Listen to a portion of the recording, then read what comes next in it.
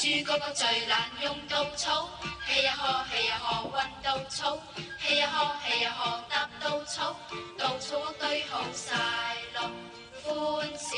啦啦啦啦，快樂要唱歌，圈到入面分，又軟又亂和龍湖。